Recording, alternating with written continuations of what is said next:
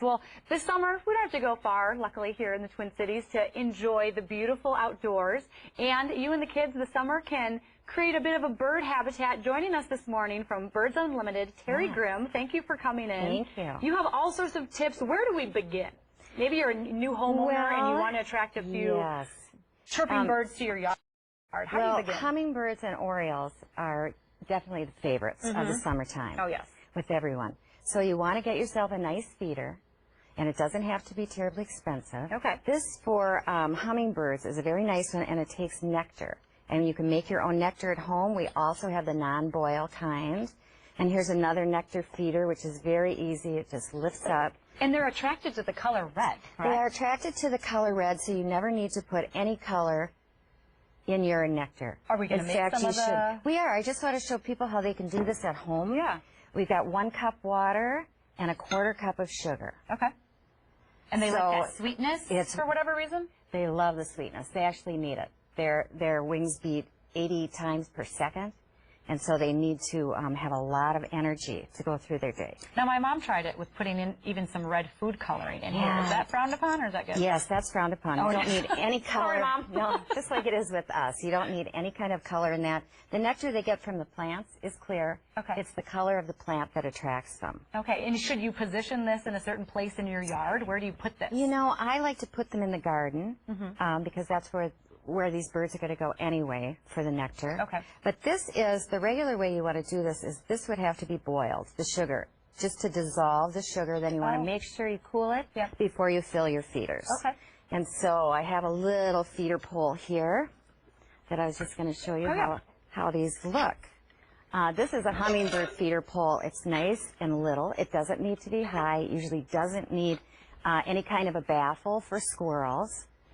And so that would look adorable in the garden. In fact, I have one in my garden, and I like it. Probably easier to change out the water and things, too, when it's more at your level. It really is. It really is. What about over here? I'm intrigued by this bag o' worms. Well, hummingbirds eat birds also, but they catch them on the fly while they're flying. These are freeze-dried mealworms. These are live mealworms, which are just kind of warming up. And you put those in a little dish like this, and the Orioles love them. In fact, all nesting birds love them because that's what they feed their babies in the nest. Okay. They don't feed them seeds or nectar or anything until they leave the nest. So you're really helping out the parents. Is it important to get these out now, early in the spring? Well, you know what? Birds are nesting now. Okay. So, yeah, it's a really good thing. And that is a cute little cup you can do it in. And what are we doing with the jelly? Well, this is for Orioles. They love oranges and grape jelly. Oh. So we have, if you and I could switch places. Sure. Yeah, go ahead. Okay. So this is a great Oriole feeder. It's got 2 cups. You can put mealworms in one. You can squeeze jelly, grape jelly, which they love, in the other one. And then we could put orange halves on these spikes. And so you've got the full force then. And you can put this in the garden as well. Yeah, what is this? This looks like a cat toy to me. You know, and it probably could be, but it's nesting material. So we've got every kind of nesting material that birds would use.